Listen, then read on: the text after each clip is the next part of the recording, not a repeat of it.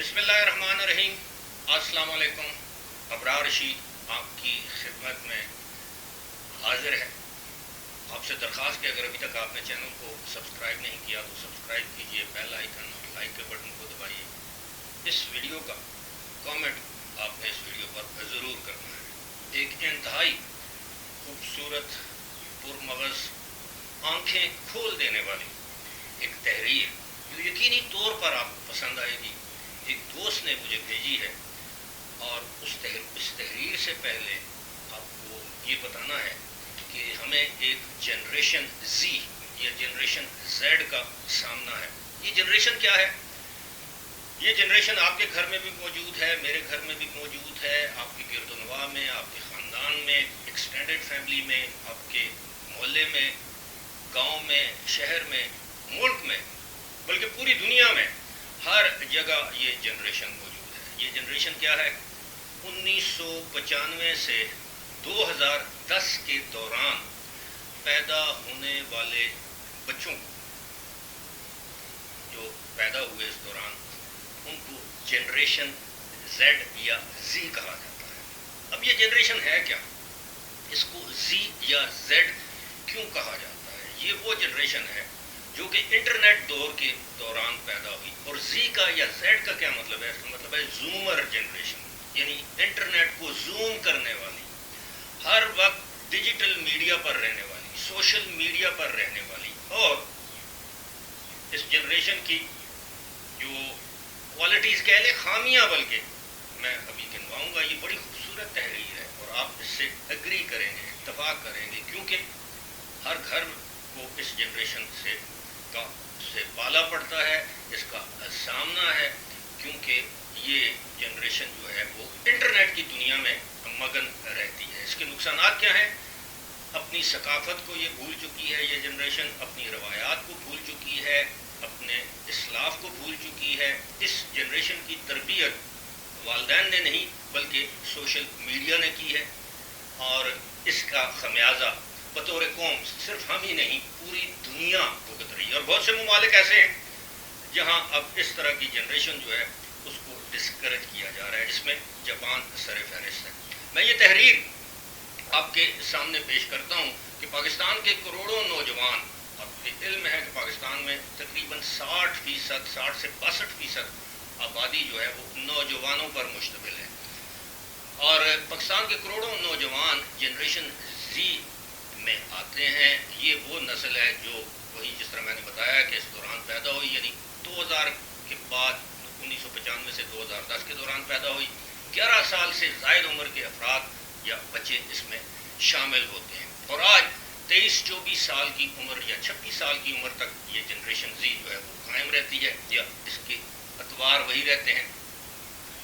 पूरी दुनिया में ये नस्ल इंसानी तारीख की सबसे जिस्मानी तौर पर कमज़ोर, लागर और जहनी तौर पर नफ्सियाती मरीज़ नस्ल समझी जाती है। ये मैं नहीं कह रहा, ये एक रिसर्च है उसके मुताबिक। और जिस दौर में बड़ी हुई है ये जनरेशन, यानी ये नस्ल, वो तारीख़ इंसानी का सबसे ज़्यादा टेक्नोलॉजी इस्तेमाल करने का दौर है। यानी ये नस्ल जिस दौर में बड़ी है या बढ़ रही है,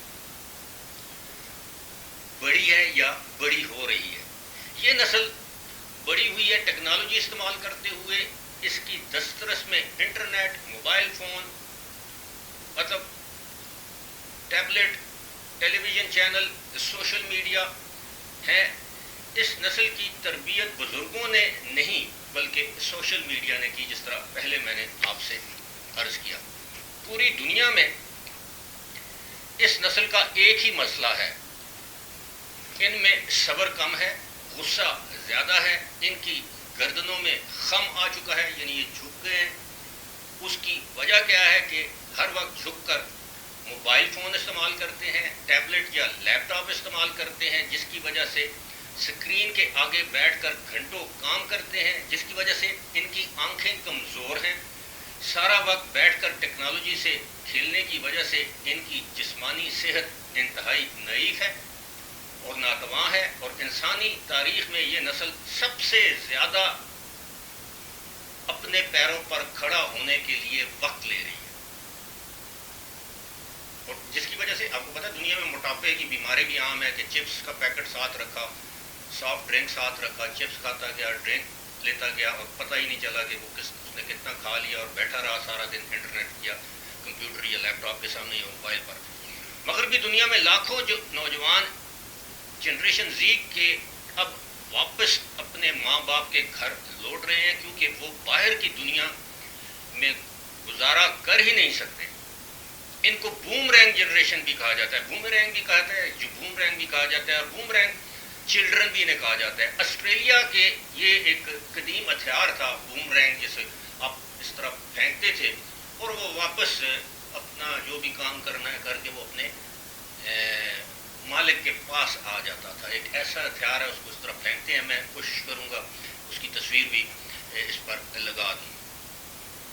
پاکستان میں آپ ان کو ٹک ٹاک جنریشن کہہ سکتے ہیں اور کسی پاکستانی کو یہ بتانے کی ضرورت نہیں ہے کہ اس جنریشن کا کیا حال ہے، ان کے اخلاق کیا ہے، ان کی تعلیم کیا ہے، ان کی تہذیب کیا ہے، ان کی زبان کیسی ہے، ان کی تربیت کیسی ہے اور ان کا مستقبل کتنا تاریک یا روشن ہے۔ ذرا سوچیں، یہ ملک تقریباً 40 تو نہیں، یہ تقریباً 50 سے 60 یا 62% تک، یعنی 10 سے 12 کروڑ یا 14 کروڑ کی آبادی جو ہے وہ اس ملک کی جو ہے وہ نوجوانوں پر مشتمل ہے۔ یہ لکڑی سے آگ نہیں جلا سکتے، ان کو نقشہ دیکھ کر مشرق اور مغرب کا علم نہیں، ہتھیاروں کا استعمال اور سروائیول تو چھوڑ دیں، یہ دھوپ میں آدھا گھنٹہ نہیں کھڑے رہ سکتے، یہ 5 کلومیٹر پیدل نہیں چل سکتے۔ یہ نسل جسمانی سختیاں برداشت کر سکتی ہے، نہ نفسیاتی سختیاں، یعنی جس طرح نہ یہ جاگ کر سکتے ہیں، نہ یہ واک کر سکتے ہیں، نہ یہ چل سکتے ہیں، نہ یہ ان کا اسٹیمنا ہے۔ اس کی وجہ آپ جان چکے ہیں۔ آج آپ ویڈیو گیم کھیلنے کے لیے بچے کا نیٹ بند کر دیں، پھر دیکھیں کہ اس میں کس طرح جن گھستا ہے۔ چھوٹے چھوٹے بچوں نے اپنے پورے خاندان قتل کر دیے صرف انٹرنیٹ بند ہونے پر۔ یہ دنیا کی مثالیں دی جاتی ہیں کہ والدین نے انٹرنیٹ بند کیا۔ یہ میں خود جانتا ہوں کہ تقریباً 3 سال پہلے دبئی میں ایک بچی کا والدین نے موبائل فون، اس سے 16 سال اس کی عمر تھی، انڈین بچی تھی، اس کا موبائل فون اس سے لے لیا کہ وہ ہر وقت موبائل فون پر یا تو گیم کرتی تھی یا چیٹنگ کرتی تھی، یہ جو بھی والدین نے لے لیا۔ اس بچی نے اپنے گھر کے سٹور پر اوپر جا کے خودکشی کر لی اور چوتھے دن اس کی لاش ملی۔ یہ میں حقیقت، آپ گوگل پہ جا کے سرچ کر سکتے ہیں کہ یہ واقعہ دبئی میں ہوا ہے کہ نہیں۔ اچھا، یہ اس کے بعد کہتے ہیں جی کہ کمال کی بات بتائیں، غزہ میں جو مجاہدین اس وقت مشرق وسطیٰ کی اتنی بڑی طاقت اور پوری دنیا کی طاقتوں کو ناکو چنے چبا رہے ہیں، یعنی اسرائیل کو، ان کا تعلق بھی جنریشن زی سے ہے۔ مگر غزہ والی وہ نسل جو آگ اور خون کی بھٹی میں پک کر جوان ہوئی ہے، جس کی راتیں ایک راہب کی طرح اور جس کے دن ایک شہ سوار کی طرح ہوتے ہیں، جو صرف اس لیے زندگی گزارتے ہیں کہ مسجد اقصیٰ کو یہودیوں سے آزاد کروا سکے، یہ ایک نسل وہ ہے۔ پاکستان کی جنریشن زی میں کتنے کی خواہش یہ ہے کہ وہ بڑے ہو کر مسجد اقصیٰ کو آزاد کرائیں یا غزہ یا غزوہ ہند، میں اس بارے میں نہیں جاننا چاہتا کیونکہ یہ ایک معترض سی بات ہے۔ بہرحال یعنی یہ جنریشن، آپ اس سے یہ کہیں کہ خدا نخواستہ آپ کو کسی جگہ ملک کی سالمیت کے لیے کسی جگہ جنگ کرنی پڑ جائے، ہتھیار اٹھانا پڑ جائے، آگے جا کے لڑنا پڑ جائے، تو کیا ہماری یہ نسل اس کے لیے تیار ہے؟ جو جذبہ ہم نے 1947-48 میں دیکھا، ہمارے قبائلی کشمیر میں گئے، جو جذبہ ہم نے 1971 کی جنگ میں دیکھا، جو جذبہ ہم نے 1965 کی جنگ میں دیکھا، کیا یا اس کے بعد افغان جہاد کے دوران بھی پاکستان سے بڑے لوگ لڑنے کے لیے گئے تھے، تو کیا ہماری نوجوان نسل اس کے لیے تیار ہے؟ سختیاں جھیلنے کے لیے تیار ہے؟ بھوک، پیاس، دھوپ، گرمی، سردی کی شدت برداشت کر سکتی ہے؟ ہرگز نہیں۔ اللہ بلا وجہ کسی قوم کو تبدیل کر کے اس کی جگہ دوسری قومیں نہیں لاتا، یعنی ایک نسل کو ختم کر کے پھر دوسری نسل نہیں لاتا۔ جب پچھلی فصل اجڑ جائے تو نئی فصل لگانے کے لیے کھیت میں پہلے ہل چلانا پڑتا ہے۔ قوموں کے عروج و زوال میں تبدیلیوں کے ساتھ ساتھ بھی یہی ہوتا ہے۔ گلی سڑی تہذیب یا قوم کو اکھاڑ کر اس کی جگہ ہل چلا کر پھر نئی قومیں وہاں آباد کی جاتی ہیں۔ آگے جو جملہ یا فقرہ لکھا ہے میں اس سے متفق نہیں ہوں کہ پاکستان میں بھی ہل چلانے کا وقت آ چکا ہے، میں اس سے ہرگز متفق نہیں ہوں، لیکن یہ والدین کی ذمہ داری ہے کہ وہ اپنی آئندہ جنریشن کو محفوظ بنائیں اس بےہودگی سے، اس سے یہ زی والی جو نسل ہے اس سے چھٹکارا دلائیں۔ ایک ہی طریقہ ہے کہ بچوں کو سمجھائیں کہ ہر وقت انٹرنیٹ، ہر وقت موبائل فون، آپ کسی بھی گھر میں جائیں اگر 5 افراد بیٹھے ہیں تو 4 موبائل کے ساتھ کھیل رہے ہوتے ہیں، چاہے وہ بچے ہوں، جوان ہوں، بزرگ ہوں، تو ان سے یہ کہیں، ان کو اس طرح کی تربیت دیں کہ وہ اس لعنت سے، اس ایڈکشن سے چھٹکارا پائیں، ورنہ آنے والے دنوں میں اس جنریشن کی اگلی جنریشن آئے گی، اس کا کیا حال ہوگا یہ آپ اور میں اچھی طرح تصور کر سکتے ہیں۔ فی الحال مجھے دیجیے اجازت، خدا حافظ۔